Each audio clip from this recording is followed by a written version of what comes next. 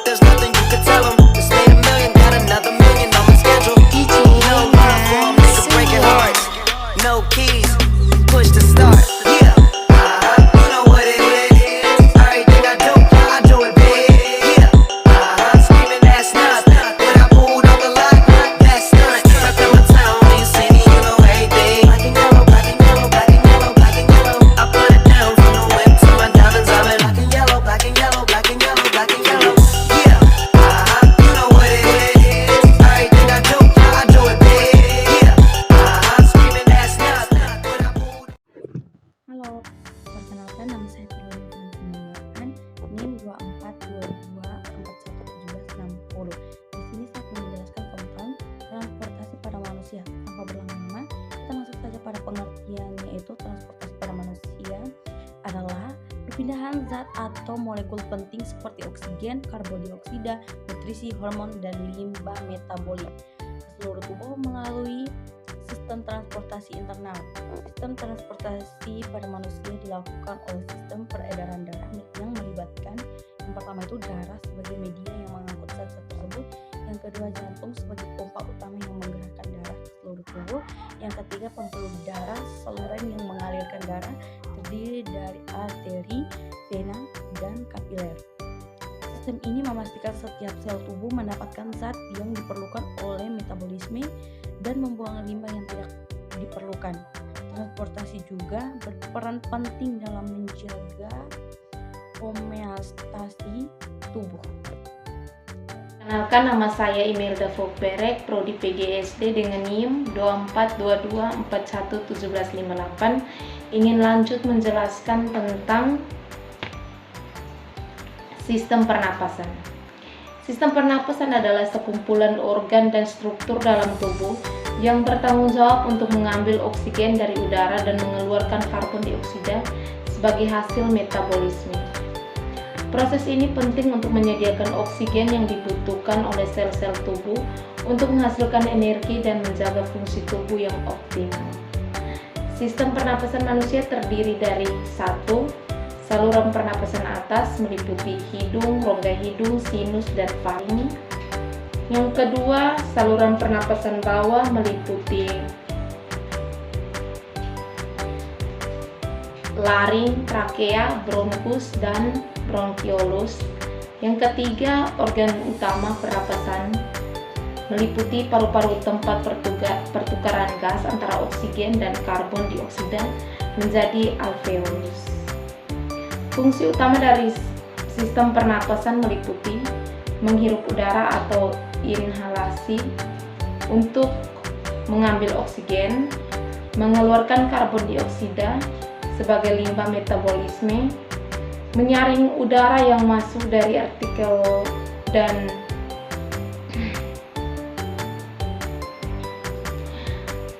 mikroorganisme, membantu mengatur pH darah melalui pengendalian kadar karbon dioksida. Proses pernapasan terdiri dari ventilasi atau masuk dan keluarnya udara, pertukaran gas di paru-paru, dan distribusi oksigen ke seluruh tubuh melalui darah. Terima kasih. Halo, perkenalkan nama saya Angelina Valeria Vanessa Manehat dengan NIM 2422411756. Di sini saya akan mempresentasikan mengenai saluran pencernaan. Saluran pencernaan adalah serangkaian organ yang berfungsi untuk mencerna makanan yang kita konsumsi. Berikut adalah saluran pencernaan manusia dari mulut hingga anus. A. Saluran pencernaan dibagi menjadi 6 bagian, yaitu 1. Mulut, tempat makanan masuk, dikunyah dan bercampur dengan enzim pencernaan dalam air liur. Yang kedua, kerongkongan, mengalirkan makanan dari mulut ke lambung melalui gerakan peristaltik. Yang ketiga, lambung, mengolah makanan secara mekanis dan kimiawi dengan bantuan asam lambung dan enzim. Yang keempat, usus halus, tempat utama pencernaan dan penyerapan nutrisi. Yang kelima, usus besar, menyerap air dan membentuk tinja dari sisa makanan. Yang keenam, merektum dan anus, mengeluarkan sisa makanan yang tidak tercerna sebagai feses. B. Organ pendukung dibagi menjadi 3 bagian, yaitu 1. Hati, menghasilkan empedu untuk membantu mencerna lemak. Yang kedua, kantong empedu, menyimpan dan mengeluarkan empedu ke usus halus. Yang ketiga, pankreas, menghasilkan enzim pencernaan dan hormon seperti insulin. C. Fungsi utama sistem pencernaan. Yang pertama, mengolah makanan menjadi molekul yang lebih kecil agar mudah diserap. Yang kedua, menyerap nutrisi seperti karbohidrat, protein, vitamin, lemak, dan mineral. Yang ketiga, mengeluarkan sisa makanan dan zat yang tidak diperlukan tubuh. Sistem pencernaan bekerja secara terkoordinasi untuk menghasilkan tubuh mendapatkan kebutuhan energinya dari makanan yang dikonsumsi. Perkenalkan, nama saya Maria Triatulungu, nomor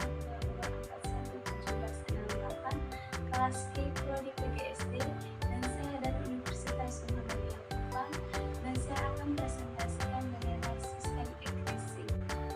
Sistem ekresi adalah sistem dalam tubuh yang berfungsi untuk membuang zat-zat sisa metabolisme, racun, dan kelebihan cairan yang dibutuhkan oleh tubuh. Sistem ini penting untuk menjaga keseimbangan internal, termasuk keseimbangan cairan, elektrolit, dan pH tubuh. Organ-organ dalam sistem ekresi. 1. Ginjal. Ginjal menyaring darah untuk membuang limbah seperti urea, asam urat, dan kreatinin melalui urin, mengatur keseimbangan cairan dan elektrolit tubuh. 2. Ureter, kantung kemih, dan uretra. Ureter, saluran yang membawa urin dan ginjal ke dalam kantung kemih. Kantung kemih menyimpan urin sementara sebelum dikeluarkan.